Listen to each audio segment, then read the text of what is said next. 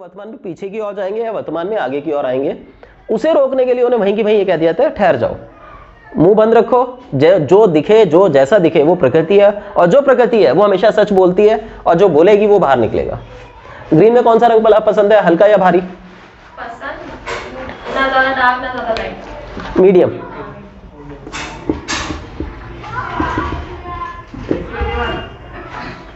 अगर मैं green colour की बात करूं और मीडियम कलर की बात करूं तो ग्रीन कलर विष्णु को दर्शाता है, ग्रीन कलर हृदय को दर्शाता है, ग्रीन कलर हृदय का जो चक्र है अनहद उसको दर्शाता है। और ग्रीन कलर कहां कहां ध्यान आता है? हरी घास, हरियाली। शांति का रंग सफेद होता है। और बुध को दर्शाता है। जिसका भी आप ध्यान करोगे जो भी ग्रीन तत्व से रिलेटेड है, या तो इनका बढ़ा हुआ है या घटा हुआ है, और इन्होंने ग्रीन ही इंडिकेट किया, यानी इनका वो क्षेत्र कमजोर है या बहुत ज्यादा ताकतवर है। अब हम ये तो अनुमान नहीं लगा सकते कि कमजोर है या ताकतवर है, तो हम इनसे सवाल जवाब करते हैं, इनसे रिलेटेड। ये हमारे मन के विचार हैं, अभी अभी क्रिएट हुए हैं, इसका मतलब ये शक्ति इस समय इनसे जुड़ी हुई है। क्योंकि जब मैं इनके बारे में पूछ रहा हूँ, इनके बारे में जान रहा हूँ, तो मेरी जो आध्यात्मिक शक्तियां बोलेंगे, आत्मिक शक्तियां बोलेंगे बेसिकली, आध्यात्मिक नहीं आत्मिक, जो आत्मिक शक्तियां हैं वो इनकी आत्मिक शक्तियों से जुड़ी हुई है। तो जब भी मैं इनसे कोई सवाल पूछूंगा, ये मुझे एक रास्ता दिखाएंगी, वो इंडिकेट करेंगे कि ग्रीन कलर इन्होंने क्यों बोला। सबसे पहले विष्णु की पूजा करते हो? कृष्ण जी का अगर बोल दिया।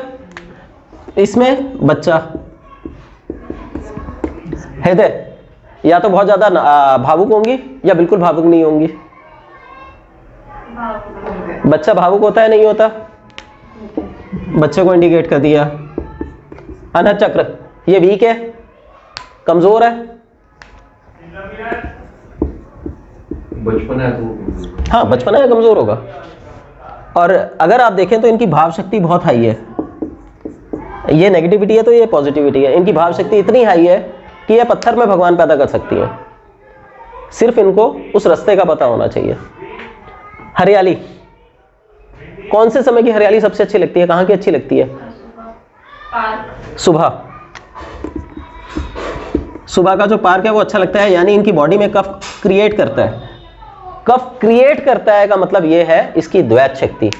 द्वैत शक्ति का मतलब ये हुआ जो चीज ये चाहती हैं वो इनके पास कभी नहीं आएगी, यानी कफ का अभाव।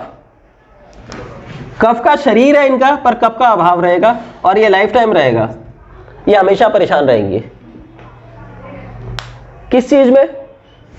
ये भावुकपना इनका हमेशा बना रहेगा, ये जाएगा नहीं। क्यों नहीं जाएगा? क्योंकि कफ का अभाव है। अगर ये इस अभाव को दूर करने की कोशिश करेंगी तो प्रकृति इनको रोकेगी, क्योंकि प्रकृति ने इनको एक स्वरूप दिया है जो ये है। और जब प्रकृति रोकेगी तो नेचुरल है, जब हम उसे लड़ेंगे तो हम टूटेंगे। जैसे मैंने बताया कि जब भी किसी के प्रॉब्लम होती है और हम उसका उपचार करते हैं तो दूसरे दोष क्रिएट हो जाते हैं। जैसे ही वो दूसरे दोष क्रिएट होते हैं, आप उनको ठीक करेंगे, वो ठीक होना चालू हो जाएगा। और जब तक इनमें से अभाव दूर नहीं होगा तब तक ये ठीक नहीं होंगे। ये अपने मन को बदल नहीं सकती, इनके भाव कमजोर रहेंगे। और जैसे ही इस अभाव को दूर कर लेंगी, जो ये जीवन में पाना चाहती हैं वो पा लेंगे। बुध को इंडिकेट करता है, बुध है व्यापार का।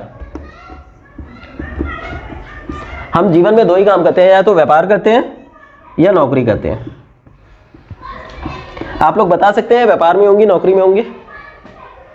देखिए, मेरे साथ रहेंगे, सोचने के दायरे को बढ़ाइए और प्रैक्टिकल करिए, ताकि आप लोगों को ये चीजें समझ आएंगी कैसे काम कर रही हैं।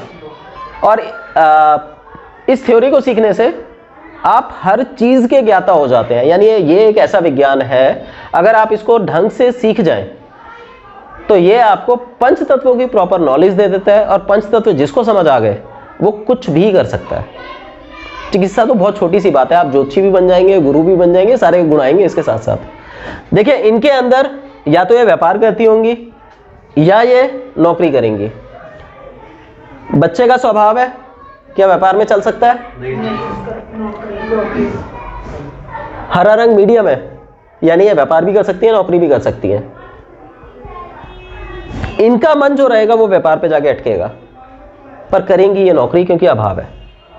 जिस दिन इमोशनल है तो व्यापार नहीं कर सकते। हाँ, और अगर ये इसको जीत लेती है तो ये खत्म हो जाएगा और ये व्यापार कर पाएंगी। बाबू के व्यक्ति व्यापार नहीं कर सकता, क्या स्थिति है? तो हमारी जो चिकित्सा पद्धति है, बन रहे हैं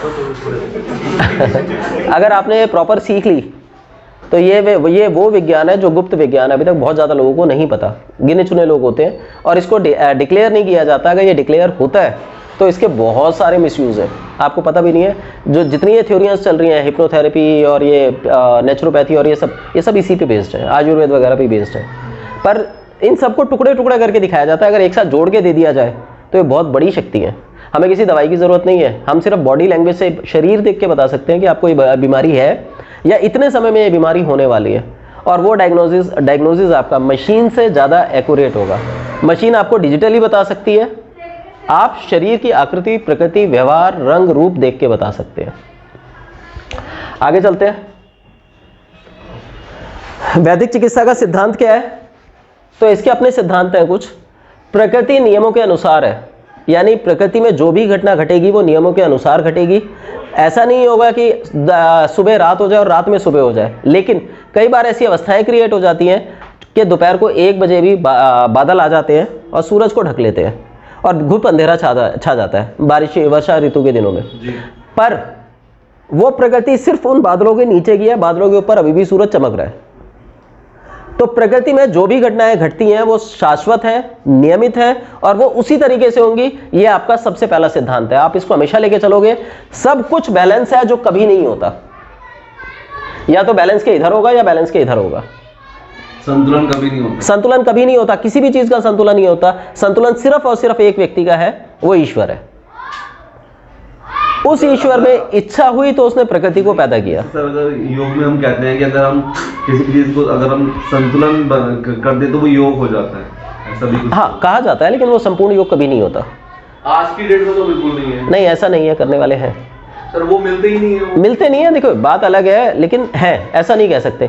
देखिए, हम इतने सारे रूपों में बिखरे पड़े हैं भाई। मेरा पत्नी के साथ अलग रूप है, बच्चे के साथ अलग रूप है, बाहर वाले के साथ अलग है, इनके साथ अलग है, इनके साथ अलग है, इनके साथ अलग है। आप मेरे स्टूडेंट हैं, उनके साथ मेरे रूप अलग अलग है।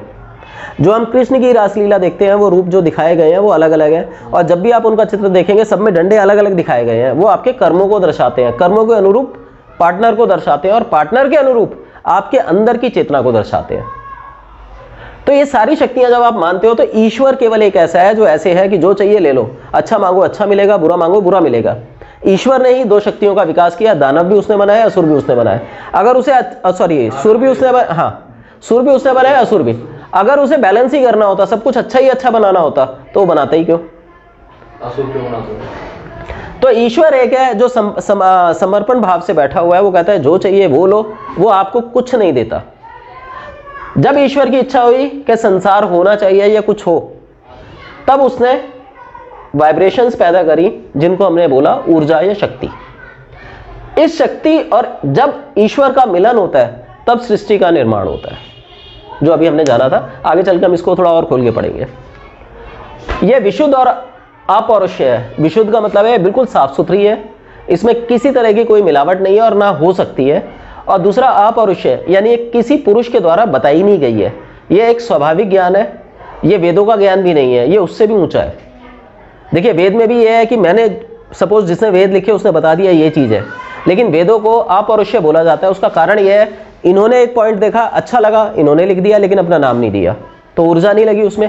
उन्होंने एक पॉइंट देखा, अच्छा लगा, लिख दिया, ऊर्जा नहीं लगी, लेकिन वो संभाव से सबके लिए क्रिएट हुआ, इसलिए वेद भी अपौरुषेय है।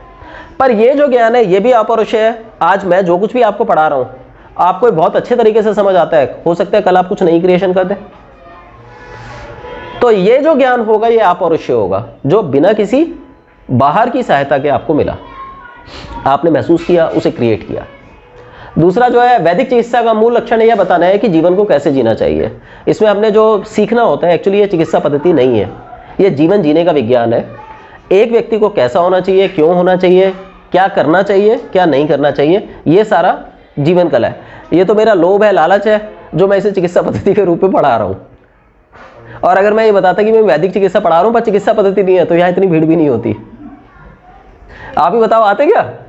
चिकित्सा सुन के ही तो आए हो। मिथ्या आहार विहार ही समस्त रोगों का कारण है। यानी हम लोग मिथ्या क्या होता है? मिथ्या होता है झूठा। तो झूठा आहार विहार, आहार और विहार क्या होता है? आहार मतलब भोजन। भोजन दो प्रकार का है, एक आप जो मुख से खाते हैं और दूसरा जो इंद्रियों के द्वारा धारण करते हैं। हाथ पैरों के द्वारा महसूस करना, आंखों से देखना, नाक से सूंघना, कानों से सुनना, मन के द्वारा कैलकुलेटिव होना, ये सब इंद्रिय आहार है। और विहार क्या होता है? रहना। आप किस तरीके से रहते हैं? जब बच्चे थे तो कैसे रहते थे? बच्चे में ही 10 साल के थे तो कैसे रहते थे? युवा हुए तो कैसे हैं? प्रौढ़ हुए तो कैसे हैं? वृद्ध हुए तो कैसे हैं? तो हर चीज एक पैटर्न पे चल रही है। ये प्राकृतिक सिद्धांत है। एक व्यक्ति या एक पदार्थ जन्म लेता है और जन्म से लेकर मृत्यु तक की यात्रा किस प्रकार, किस किस रूपों में, किन ऊर्जाओं के साथ बीतेगी, ये सारा जो ज्ञान है ये आपका विशुद्ध आयुर्वेद का ज्ञान है। वैदिक चिकित्सा में किसी रोग के लिए किसी औषधि अस्त्र चिकित्सा का विधान नहीं है। यानी इसमें कोई औषधि नहीं होती। आप किसी भी चीज को औषधि में क्रिएट कर सकते हैं। आप एक्यूप्रेशर के बारे में जानते होंगे। वो कहते हैं जहाँ डॉक्टर काम ना करे वहाँ आयुर्वेद ये एक्यूप्रेशर वाला काम करता है। पॉइंट दबा दबा के स्टिमुलेशन देता है और वो ठीक कर देता है। तो किस पे काम कर रहा है? वो आपकी ऊर्जा पे ही काम कर रहा है। उसने ये देख लिया कि ये नस जा रही है, इस ऊर्जा को इंडिकेट कर रही है और इसको बढ़ाने से ये होगा, घटाने से ये होगा। तो एक चिकित्सा विज्ञान बन गया। तो इसी तरीके का ये विज्ञान है। इसमें किसी के लिए भी कोई औषधि नहीं है। आप किसी भी चीज को, खाने वाली चीज को किसी को खिला के तुरंत इफेक्ट दे सकते हैं।